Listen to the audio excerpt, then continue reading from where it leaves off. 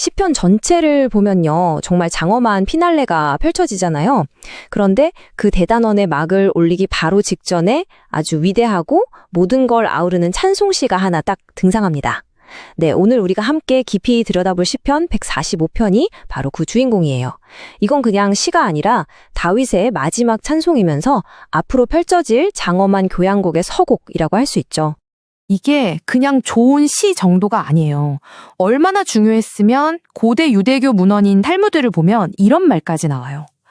단순히 문학적으로 아름다운 걸 넘어서서 어마어마한 영적인 무게감을 가진 그야말로 고대로부터 깊은 경외의 대상이었던 거죠. 자, 그런데 말이죠. 바로 여기서 오늘 우리가 풀어가야 할 핵심 질문이 나옵니다. 이렇게 위대한 시편에 담긴 이 아름다운 약속들이 사실은 오늘날 가장 많이 오해받고 있는 성경 구절 중 하나가 되어버렸다는 사실 알고 계셨나요? 과연 그 진짜 의미는 뭘까요? 좋습니다. 그럼 먼저 이 본문이 도대체 왜 이렇게 특별한지 그 비밀을 품고 있는 문학적인 구조부터 한번 살펴보면서 이야기를 시작해 볼게요. 시편 145편은요, 구조가 아주 독특해요. 바로 답관체라는 형식으로 쓰여졌거든요. 이게 뭐냐면 각 절이 히브리어 알파벳 22글자, 그러니까 우리로 치면 가나다라 순서대로 시작하는 거예요. 근데 이게 그냥 외우기 편하게 만들었구나 하고 넘어갈 문제가 절대 아닙니다. 이건 그 자체로 엄청난 신학적인 선언이에요.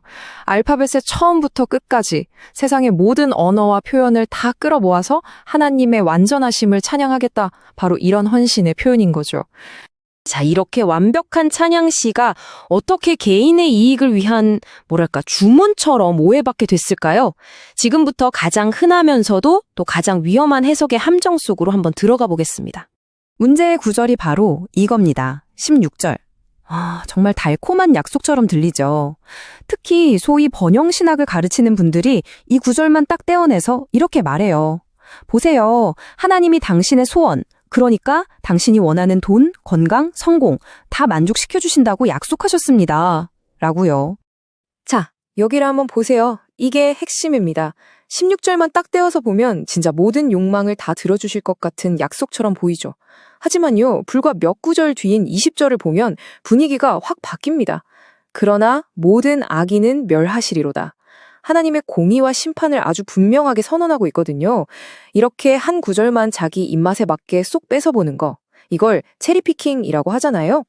이게 얼마나 위험한 해석인지 여기서 바로 드러나는 거죠. 그럼 이 위험한 함정을 제대로 해체하려면 어디서부터 시작해야 할까요? 맞습니다. 바로 시편 145편의 가장 근본적인 토대. 그러니까 하나님은 과연 누구신가? 라는 질문으로 다시 돌아가 봐야 합니다. 이 시편은 이렇게 시작하죠. 왕이신 나의 하나님이여. 정말 중요한 선포입니다. 생각해보세요. 이걸 쓴 다윗 자신도 이스라엘의 왕이었어요. 그런데 그가 자신의 왕관을 내려놓고 고백하는 겁니다. 나의 진짜 왕은 오직 하나님 한 분뿐입니다. 온 우주의 진정한 통치자는 바로 당신입니다. 라고요. 그러니까 하나님은 우리의 소원이나 들어주는 요술램프의 지니 같은 분이 절대 아니라는 거예요. 우리가 마땅히 찬양하고 경배해야 할 절대적인 주권을 가진 왕이시라는 거죠. 이 차이가 정말 엄청나지 않나요? 인류 역사에 나타났던 수많은 제국들, 그 강력했던 왕들, 결국 다 어떻게 됐나요? 전부 흥망성쇠를 거듭하다가 역사 속으로 사라졌습니다. 그들의 통치는 지극히 일시적이고 제한적이었죠. 하지만 시편이 노래하는 하나님의 나라는요? 영원합니다. 모든 세대를 거쳐서 단 한 번도 흔들림 없이 이어지는 그런 나라라는 거예요. 우리의 진짜 소망은 바로 이 영원한 왕국에 있는 겁니다. 자, 그럼 다시 16절로 돌아와서요. 모든 생물의 소원을 만족하게 하신다는 이 약속, 이게 부자 만들어준다는 뜻이 아니라면 도대체 어떤 종류의 공급, 어떤 종류의 만족을 말하는 걸까요? 신학에서는 이걸 일반 은총이라고 불러요. 말 그대로 아주 보편적인 은혜라는 뜻이죠. 이건 하나님께서 믿는 사람이든 믿지 않는 사람이든 선한 사람이든 악한 사람이든 가리지 않고 모든 피조물에게 베풀어 주시는 돌보심을 말해요. 예를 들면 저 하늘의 태양, 내리는 비, 그리고 지금 우리가 쉬고 있는 이 숨결 하나하나까지도요. 이게 바로 일반 은총입니다. 그리고 또 하나, 바로 특별 은총이라는 게 있습니다. 이건 일반 은총과는 좀 달라요. 하나님과 특별한 언약 관계 안에 있는 그분의 백성들에게만 주시는 더 깊고 더 개인적인 사랑을 말합니다. 우리를 죄에서 구출하고 무너진 삶을 회복시키고 마침내 구원에 이르게 하는 바로 그 은혜. 이게 바로 특별 은총이죠. 시편 145편의 14절 말씀이 바로 이 특별 은총을 정말 잘 보여줘요. 생각해보세요. 이건 단순히 돈을 많이 버는 것과는 비교도 할 수 없는 훨씬 더 위대한 위로 아닐까요?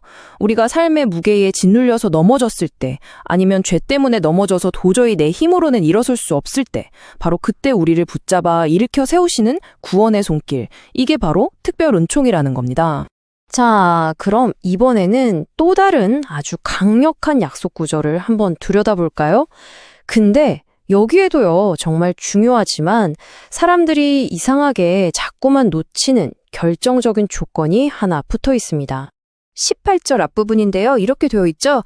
여호와께서는 자기에게 간구하는 모든 자에게 가까이 하시는도다.